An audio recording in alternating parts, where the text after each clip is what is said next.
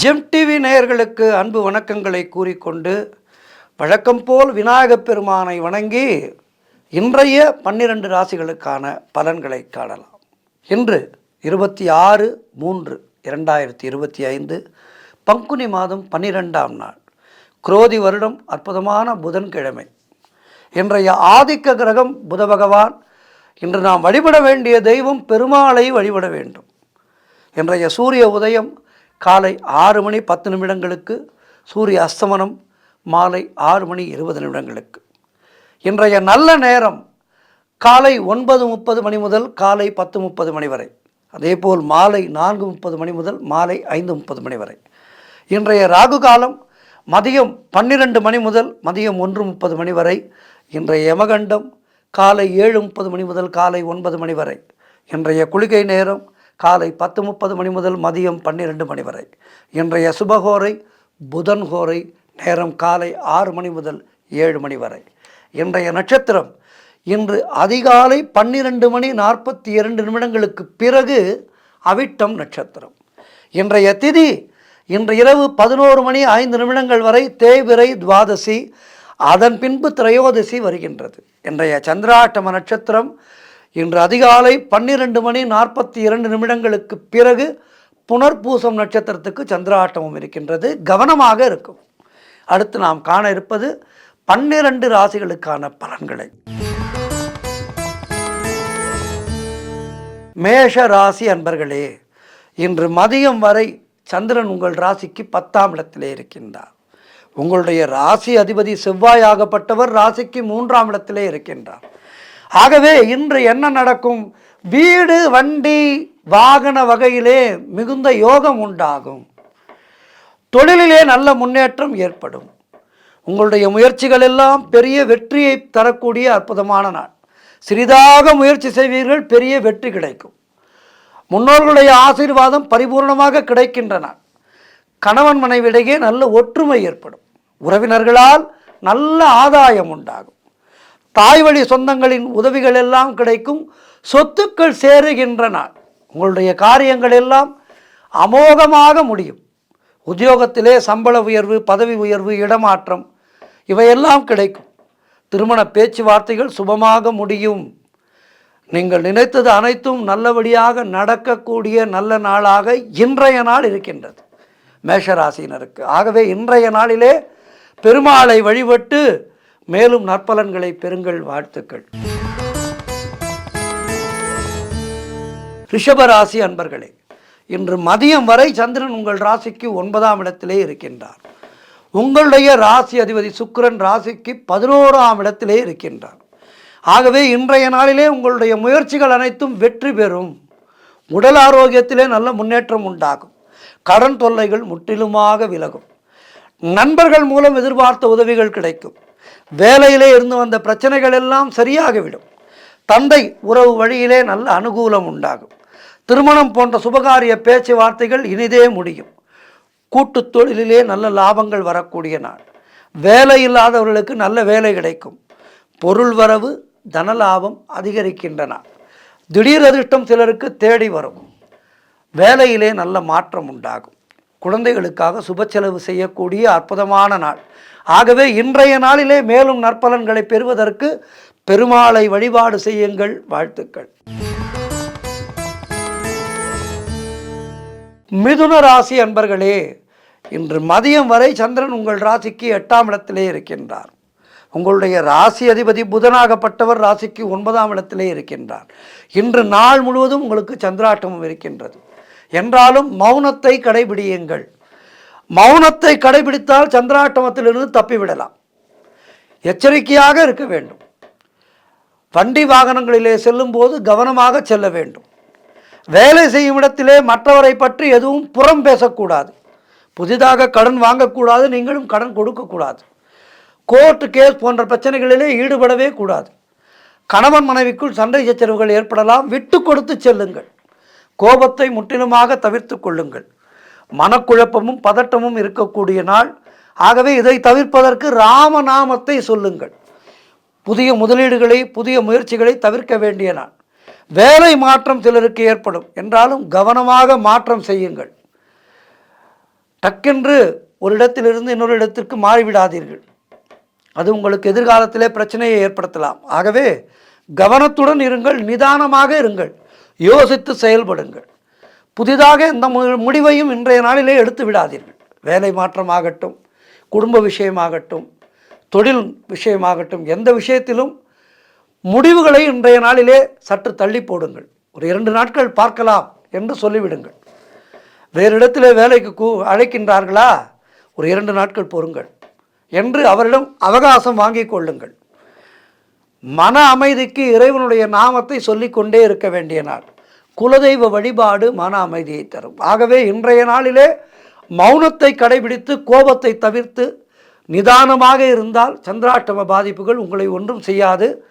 ஆகவே இன்றைய நாளிலே பெருமாளை வணங்குங்கள், பாசுரங்களை பாடுங்கள், விஷ்ணு சகஸ்ரநாமம், சுப்ரபாதம் போன்றவற்றை காதார கேளுங்கள்.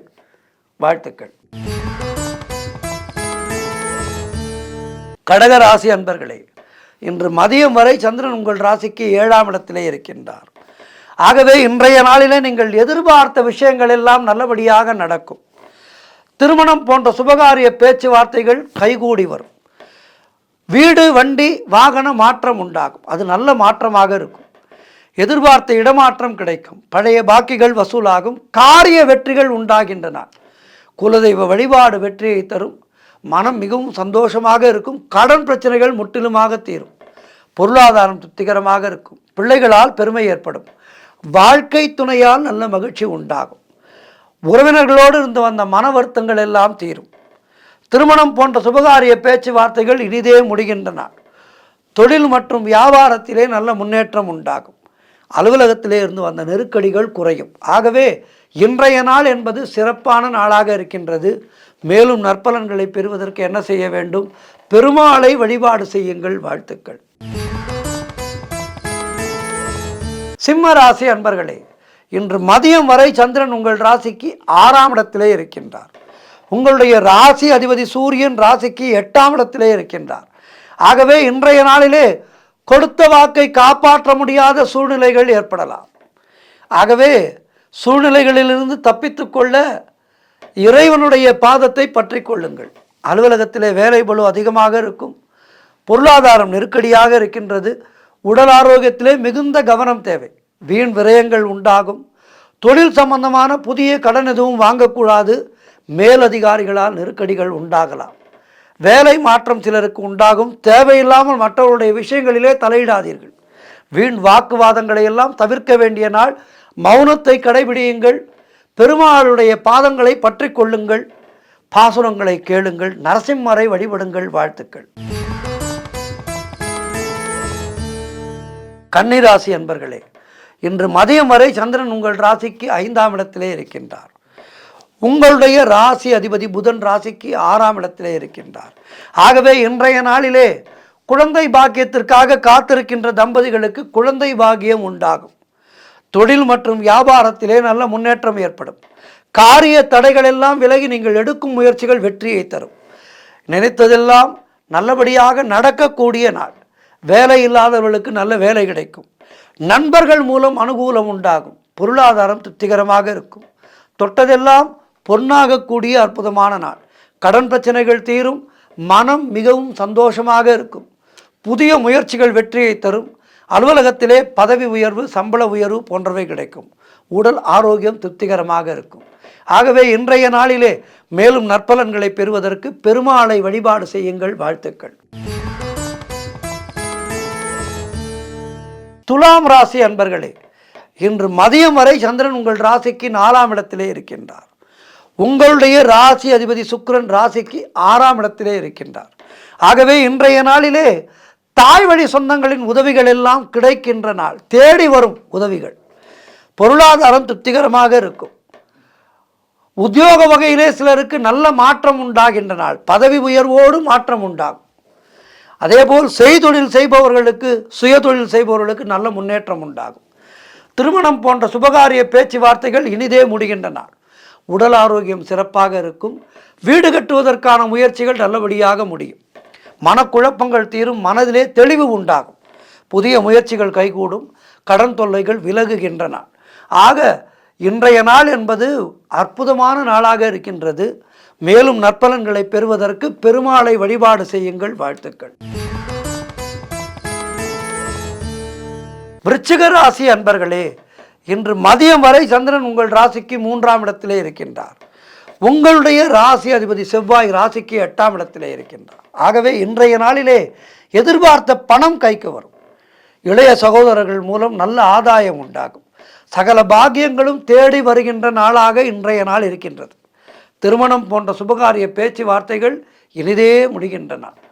புதிய தொழில் தொடங்கும் முயற்சிகள் அருமையான வெற்றியை தரும். காரிய தடைகள் எல்லாம் விலகி காரிய வெற்றிகள் உண்டாகின்றன. குழந்தை பாக்கியத்திற்காக காத்திருக்கின்ற தம்பதிகளுக்கு குழந்தை பாக்கியம் உண்டாகும். நீங்கள் நினைத்தது அனைத்தும் நினைத்த விதம் நடக்கின்ற நாள். தொழில் மற்றும் வியாபாரத்திலே நல்ல லாபம் ஏற்படும். உடல் ஆரோக்கியம் சிறப்பாக இருக்கும். ஆக இன்றைய நாள் என்பது உங்களுக்கு மிக மிக அற்புதமான நாளாக இருக்கின்றது. புதிதாக பொருட்கள் வாங்கி சுப செலவு செய்வீர்கள். மாணவர்களுக்கு படிப்பிலே நல்ல ஒரு கவனம் ஏற்படுகின்ற நாளாக இருக்கும். ஆக இன்றைய நாள் சிறப்பாக இருக்கின்றது. மேலும் சிறப்புகளை பெறுவதற்கு பெருமாளை வழிபாடு செய்யுங்கள். வாழ்த்து. தனுசு ராசி அன்பர்களே, இன்று மதியம் வரை சந்திரன் உங்கள் ராசிக்கு 2ஆம் இடத்திலே இருக்கின்றார். உங்களுடைய ராசி அதிபதி குரு ராசிக்கு 6ஆம் இடத்திலே இருக்கின்றார். ஆகவே இன்றைய நாளிலே தொழிலிலே நல்ல முன்னேற்றம் உண்டாகும். உழைப்புக்கு ஏற்ற ஊதியம் கிடைக்கும். கடன் பிரச்சனைகள் முற்றிலுமாக தீர்வதற்கு வழி கிடைக்கும். அலுவலகத்திலே பதவி உயர்வு, சம்பள உயர்வு சந்தோஷத்தை தரும். சுப காரியங்கள் நடக்கக்கூடிய நல்ல நாள். காரிய தடைகள் விலகும். உடல் ஆரோக்கியத்திலே நல்ல முன்னேற்றம் உண்டாகும். வீடு, வண்டி, வாகன மாற்றம் ஏற்படும். குழந்தைகளால் பெருமை ஏற்படும். நண்பர்கள் மூலம் அனுகூலம் உண்டாகும். பொருளாதாரத்திலே வளர்ச்சி உண்டாகும். குடும்ப ஒற்றுமை சந்தோஷத்தை தரும். வேலை இல்லாதவர்களுக்கு நல்ல வேலை கிடைக்கும். இப்படி உங்களுக்கு வாழ்வாதாரம் சிறக்கின்ற நாள். ஆகவே இன்றைய நாளிலே மேலும் நற்பலன்களை பெறுவதற்கு என்ன செய்ய வேண்டும்? பெருமாளை வழிபாடு செய்ய வேண்டும். வாழ்த்துக்கள். மகர ராசி அன்பர்களே, இன்று மதியம் வரை சந்திரன் உங்கள் ராசியிலேயே இருக்கின்றார். உங்களுடைய ராசி அதிபதி சனி ராசிக்கு 2ஆம் இடத்திலே இருக்கின்றார். ஆகவே இன்றைய நாளிலே திருமண பேச்சுவார்த்தைகள் சுபமாக முடியும். புதிய தொழில் முயற்சிகள் வெற்றியை தரும். சுப காரியங்கள் நடைபெறக்கூடிய நல்ல நாளாக இருக்கின்றது. அவரவர்களுடைய வயதுக்கேற்ப நல்லது நடக்கும். கணவன் மனைவிக்குள் இருந்து வந்த பிரச்சனைகள் எல்லாம் சரியாகி ஒரு நல்ல அந்யோன்யம் ஏற்படும். நண்பர்கள் மூலம் அனுகூலம் உண்டாகும். மனம் உற்சாகமாக காணப்படக்கூடிய நல்ல நாள். வீடு, வண்டி, வாகன யோகம் உண்டாகும். செய்யும் செயலிலே பெயரும் புகழும் கிடைக்கும். அலுவலகத்திலே சம்பள உயர்வு, பதவி உயர்வு போன்றவை கிடைக்கும். புதிய வேலை வாய்ப்புகள் உண்டாகின்றன.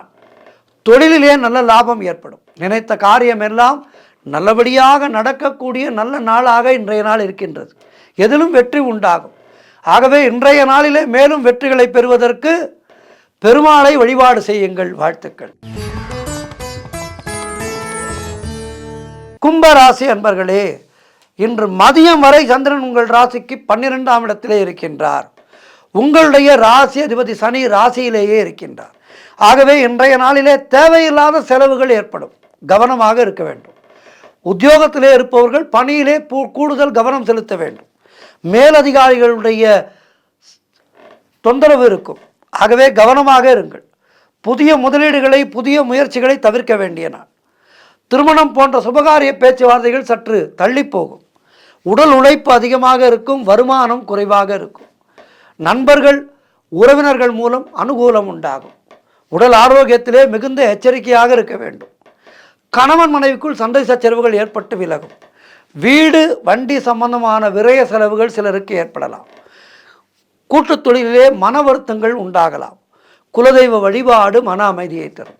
காரிய தடைகள் ஏற்பட்டு விலகுகின்ற நாள். அலுவலகத்திலே வீண் வாதங்களை எல்லாம் தவிர்க்க வேண்டிய நாள். ஆகவே இன்றைய நாளிலே கவனமாக இருங்கள். மௌனத்தை கடைபிடியுங்கள். பெருமாளை வழிபாடு செய்யுங்கள். வாழ்த்துக்கள். மீனராசி அன்பர்களே, இன்று மதியம் வரை சந்திரன் உங்கள் ராசிக்கு 11ஆம் இடத்திலே இருக்கின்றார். உங்களுடைய ராசி அதிபதி குரு ராசிக்கு 3ஆம் இடத்திலே இருக்கின்றார். ஆகவே இன்றைய நாளிலே குழந்தை பாக்கியத்திற்காக காத்திருக்கின்ற தம்பதிகளுக்கு சத்சந்தான பிராப்தி உண்டாகும். அதேபோல் பூர்வீக சொத்திலே ஏதேனும் பிரச்சனைகள் இருந்தால் அவை சரியாகும். கூட்டு தொழிலிலே நல்ல முன்னேற்றம் உண்டாகும். கணவன் மனைவிடையே நல்ல ஒற்றுமை ஏற்படும். சுபவிரயங்கள் ஏற்படக்கூடிய நாள். ஏதேனும் நல்ல பொருட்களை வாங்குவீர்கள். திருமண பேச்சுவார்த்தைகள் சுபமாக முடியும். பழைய பாக்கிகள் வசூலாகும். உழைப்புக்கு ஏற்ற ஊதியம் கிடைத்து மன நிம்மதி கிடைக்கின்ற நாள். கடன் பிரச்சனைகள் முற்றிலுமாக தீரும். புதிய வேலை வாய்ப்புகள் ஒரு சிலருக்கு உண்டாகும். தொழில் மற்றும் வியாபாரத்திலே நல்ல லாபம் உண்டாகும். நண்பர்கள் மூலம் அனுகூலம் உண்டாகும். ஆகவே இன்றைய நாள் என்பது சிறப்பாக இருக்கின்றது. மேலும் வெற்றிகளை பெறுவதற்கு பெருமாளை வழிபாடு செய்யுங்கள். பெருமாள் வழிபாடு செய்யும் போது பெருமாளுடைய சங்கு சக்கரத்தை வணங்க வேண்டும். சுதர்சன ஆழ்வாரை வணங்க வேண்டும். நரசிம்மரை வணங்க வேண்டும். பெருமாள் கோவிலுக்கு சென்றால் ஆழ்வார்களை வணங்கி, பெருமாளை வணங்கி, சக்கரத்தாழ்வாரை வணங்கி, நரசிம்மரை வணங்கி, கருடாழ்வாரை வணங்கி, அதன் பிறகு கொடிமரத்தடியிலே நமஸ்காரம் செய்து வர வேண்டும். இதனை 12 ராசிக்காரர்களும் இன்றைய நாளிலே செய்யுங்கள். உங்கள் எல்லோருக்கும் இன்றைய நாள் மிக சிறப்பாக அமைய எல்லாம் வல்ல எம்பெருமானை பிரார்த்தித்துக் கொள்கின்றேன். இன்றைய ஆன்மீக தகவல். ஆன்மீக தகவலிலே பல்வேறு விஷயங்களை பார்த்து கொண்டிருக்கின்றோம். ஜெம் டிவி நேயர்களே, இன்றைய நாளிலே நாம் காண இருக்கின்ற விஷயம் ஒரு அருமையான திருக்கோவிலை பற்றி இன்றைய நாளிலே பார்க்க இருக்கின்றோம். அது என்ன திருக்கோவில், இந்த கோவிலுக்கு எப்படி செல்ல வேண்டும், சென்று வந்தால் என்ன பலன் என்பதையெல்லாம் இன்றைய ஆன்மீக தகவலிலே பார்க்க இருக்கின்றோம். பெருகமணி ஆனந்தவல்லி உடனாய அகத்தீஸ்வரர் திருக்கோவில், இந்த கோவிலை பற்றித்தான் இன்றைய ஆன்மீக தகவலிலே நாம் பார்க்க இருக்கின்றோம். அகத்தீஸ்வரர் என்ற பெயரிலே கர்ப்ப கிரகத்திலே சிவபெருமான் வீற்றிருக்கின்றார். இந்த கோவிலிலே இத்தலத்தினுடைய இறைவியின் திருநாமமானது ஆனந்தவல்லி என்ற அற்புதமான தமிழ் பெயராகும். இந்த கோவிலானது திருச்சியிலே இருந்து 22 கிலோமீட்டர் தொலைவிலே இருக்கின்றது. இந்த ஊரினுடைய பெயர் பெருகமணி என்ற அற்புதமான தமிழ் பெயர், பெருகமணி. இங்கு ஆனந்தவல்லி என்ற திருப்பெயர் கொண்டு அம்பாளும், அகத்தீஸ்வரர் என்ற திருப்பெயர் கொண்டு இறைவனும் பெற்றிருந்து நமக்கெல்லாம் வற்றாத அருளை பொழிந்து கொண்டிருக்கின்றார்கள். திருச்சிக்கு அருகிலே இருக்கின்றது என்று சொன்னேன் அல்லவா. இந்த பெருகமணி கிராமம் அழகான எழில் சூழ்ந்த அருமையான கிராமம். பூமியிலே பிறந்த அனைவரும் தங்களுடைய கர்ம வினைகளுக்கேற்ற பலன்களை அடைவது உறுதி. ஒருவர் ஜாதக ரீதியாக சற்று துன்பப்படுகின்றார் என்று வைத்துக் கொள்வோம். அந்த துன்பம் எதனால் வருகின்றது? கர்மாவினால் வருகின்றது. போன ஜென்மத்திலே நாம் யாருக்கேனும் பணம் கொடுக்க வேண்டியிருந்தால் இந்த ஜென்மத்திலே கடன்காரனாக அலைவோம். நிறைய கடன் பட்டு மனதளவிலே துன்பப்படுவோம். போன ஜென்மத்திலே பெண் சாபம் நமக்கு இருந்தால் இந்த ஜென்மத்திலே பெண்களால் துன்பப்படுவோம். இவையெல்லாம் வழி வழியாக கர்மாக்களினால் நமக்கு நடைபெறுவது. போன ஜென்மத்திலே நல்ல பல செயல்களை செய்திருந்தால் இந்த ஜென்மத்திலே நமக்கு ஒரு நல்ல வாழ்வு அமைந்து சுகமாக இருப்போம். ஆக எல்லாமே கர்மாவினால் ஏற்படுகின்றது. கர்ம வினைகளுக்கேற்ற பலன்களை நாம் அடைவோம் என்பது உறுதி. ஒருவருடைய வாழ்க்கையிலே முக்கியமாக தடை என்பது பல விதத்திலே இருக்கின்றது. அதிலே ஒரு முக்கியமான தடை என்பது திருமண தடை. 30 வயது கடந்தும் ஆண்கள் மற்றும் பெண்கள் பலருக்கு திருமணம் நடைபெறாமல் இருக்கின்றது. இதற்கு பலவிதமான காரணங்கள் சொல்கின்றார்கள். என்றாலும் சித்த புருஷர்கள் மூலமாக சிவபெருமான் நமக்கு ஒரு அருமையான வழியை காட்டுகின்றார். இறைவன் நேரடியாக நமக்கு வந்து அருள மாட்டார். தெய்வம் மனுஷ ரூபேனா என்று சொல்லி வைத்திருக்கின்றது. கலியுகத்திலே தெய்வம் மனித ரூபத்திலே தான் வரும். ஆகவே நமக்கு ஒரு கட்டம் வருகின்றது என்றால் இறைவன் யாராவது ஒரு ரூபத்திலே நமக்கு அந்த கட்டத்தை போக்கி அருள்வான். நமக்கு கர்மாபடி அந்த கட்டம் தீர வேண்டும் என்று இருக்க வேண்டும். அப்படி இருந்தால் தெய்வம் யாரேனும் ஒரு ரூபத்திலே அந்த கட்டத்தை நமக்கு தீர்த்து வைக்கும். எனக்கு பல அனுபவங்கள் உண்டு அந்த வகையிலே. ஆகவே அப்படி திருமணத்தடை நீங்குவதற்காக எம்பெருமான் ஈசன் காட்டியிருக்கின்ற வழிதான் இந்த பெருகமணி அகத்தீஸ்வரர் கோவில் வழிபாடு. இந்த ஆலயத்திலே உள்ள இறைவனையும் இறைவியையும் வழிபாடு செய்தால் திருமணத்தடை நீங்கும். மேலும் தம்பதிகளுக்குள் ஏதேனும் ஒற்றுமை இல்லாமல் இருந்து பிரிந்து வாழ்கின்றார்கள் என்றால் இந்த கோவிலுக்கு வந்து இருவரும் ஒன்றாக வர வேண்டும். ஒன்றாக வந்து நேர்த்திக்கடன் செய்ய நிச்சயமாக அந்த தம்பதிகளுக்குள் மீண்டும் பழைய பாசமும் பிணைப்பும் ஏற்பட்டு பிரியாத தம்பதிகளாக மனமொத்த தம்பதிகளாக வாழ்வார்கள் என்பது உறுதி. ஆக இந்த ஆலயத்தினுடைய கருவறையிலே அகத்தீஸ்வரர் என்ற பெயரிலே சிவபெருமான் வீற்றிருக்கின்றார் என்று சொன்னேன் அல்லவா? ஆனந்த வல்லியாக நமக்கெல்லாம் ஆனந்தத்தை தருகின்ற ஒரு தெய்வமாக ஆனந்தவல்லி தாயார் அமர்ந்திருக்கின்றார். இந்த ஆலயத்தினுடைய ஸ்தல விருட்சமாக இருப்பது வில்வ மரம். பல கோடி யுகங்களுக்கு முன்பாக சிவபெருமான் தமிழ் மொழியை முருகப்பெருமானுக்கு கற்றுத்தந்த இடம் இது என்று சொல்கின்றார்கள். முருகப்பெருமான் தமிழினுடைய சுவையை சித்தர்களின் தலைவராக கருதப்படுகின்ற அகத்தியருக்கு போதித்தார். அத்தகைய சிறப்புமிக்க அகத்தியருக்குரிய ஓம் அகத்தீசாய நமக என்ற குரு மந்திரத்தை நாம் ஜபித்தால் அனைத்து விதமான நன்மைகளும் நமக்கு கிடைக்கும். இந்த ஆலயத்திலே அமர்ந்து ஓம் அகத்தீசாய நமக என்ற மந்திரத்தை நாம் ஜபிக்க வேண்டும். அப்படி ஜபித்தால் நம்முடைய ஜாதகத்திலே இருக்கின்ற தடைகள், எல்லா விதமான தடைகளும் நீங்கும் என்பது ஐதீகம். ஆயிரக்கணக்கான ஆலயங்களிலே அகத்தியர் வழிபாடும் பூஜையும் செய்திருக்கின்றார். தவிர அகத்தியரால் உருவான ஆலயங்களும் ஏராளமாக இருக்கின்றது. அகத்திய பெருமான் இந்த உலகத்திலே 900 வருடங்கள் வாழ்ந்ததாக வரலாறு இருக்கின்றது. 900 வருடங்கள் வாழ்ந்திருக்கின்றார் இந்த உலகத்திலே அகத்திய பெருமான். அகத்தியர் யார்?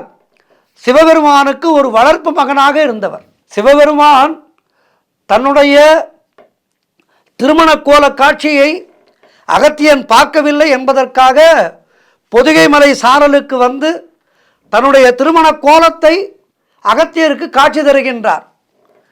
அப்படி சிவபெருமானுடைய மிகுந்த அன்புக்கும் உரியவர் அகத்திய பெருமான். அதனால்தான் அகத்தியர் சித்தர்களுடைய தலைவராக போற்றப்படுகின்றார். பெண் சித்தர்களுடைய தலைவியாக அகத்தியருடைய மனைவி லோபமுத்ரா போற்றப்படுகின்றார். திருமணம் நடந்த இடமாக இந்த திருச்சியிலே இருந்து கரூர் செல்கின்ற சாலையிலே உள்ள இந்த பெருகமணி அகத்தீஸ்வரர் கோவில் திகழ்கின்றது. அதனால்தான் திருமணத்தடையை நீக்க இருக்கின்ற ஜாதகர்கள் இந்த கோவிலுக்கு வந்தால் அவர்களுக்கு நிச்சயமாக திருமணம் நடைபெறும். காரணம், அகத்தியருக்கு திருமணம் நடைபெற்ற இடம் இது. அகத்தியருடைய குருவாக இருக்கின்ற அகத்தியருக்கு எல்லாமாக இருக்கின்ற சிவபெருமான் அகத்தியருக்கு திருமண கோலத்தை காட்டிய அந்த சிவபெருமான் அகத்தியருக்கு திருமணம் நடத்தி வைத்த இடம் இது. ஆகவே அகத்தியர் பல்வேறு விதமான உபதேசங்களை லோபமுத்ராவுக்கு இந்த ஆலயத்திலே வழங்கியதாக சான்றுகள் இருக்கின்றது. அதன் முடிவாகத்தான் தலை சிறந்த சிவனடியார் அகத்தியர் என்பதை லோபமுத்ரா உணர்ந்து கொண்டார். அதன் பிறகு அவர்கள் இருவரும் இங்கு திருமணம் செய்து கொண்டு பல்லாண்டுகள் ஆன்மீக சேவையிலே ஈடுபட்டதாக வரலாறுகள் கூறுகின்றது. ஆகவே திருமணம் கைகூடாத ஆண்களும் பெண்களும் இந்த ஆலயத்துக்கு ஒரு முறை வந்து வழிபட்டாலே விரைவிலே அவர்களுக்கு திருமணம் நடைபெறும் என்பது ஐதீகம். நல்ல ஒரு நம்பிக்கையோடு இங்கே வந்து அகத்தியர் பிறந்த நட்சத்திரமான ஆயில்ய நட்சத்திரத்தன்று இங்கு வர வேண்டும். பஞ்சாங்கத்தை எடுத்து பாருங்கள். ஆயில்ய நட்சத்திரம் என்று வருகின்றதோ அன்று இந்த ஆலயத்துக்கு செல்லுங்கள். அப்படி வரும்போது இங்குள்ள மூலவருக்கும் அம்பாளுக்கும் ஒரு மறிக்கொழுந்து மாலை வாங்கி ஒரு மல்லிகைப்பூ மாலை அணிவித்து ஒரு முகூர்த்த நேரம், அதாவது 90 நிமிடங்கள் இந்த சன்னதியிலே இருந்து பிரார்த்தனை செய்ய வேண்டும். வேறு எங்கும் மனதை அலைபாய விடாமல் 90 நிமிடங்கள் பிரார்த்தனை செய்து தலவிருட்சமாக இருக்கின்ற வில்வ மரத்தை அகத்தியருக்கு பிடித்த எண் 8, இந்த 8 இலக்கத்தை குறிக்கும் வகையிலே 8 மடங்குகளில் வலம் வர வேண்டும். அதாவது ஒரு 8, அதன் பிறகு இன்னொரு 8, 16, 24 இப்படி வலம் வந்து அகத்தியரையும் லோபமுத்ராவையும் வணங்க வேண்டும்.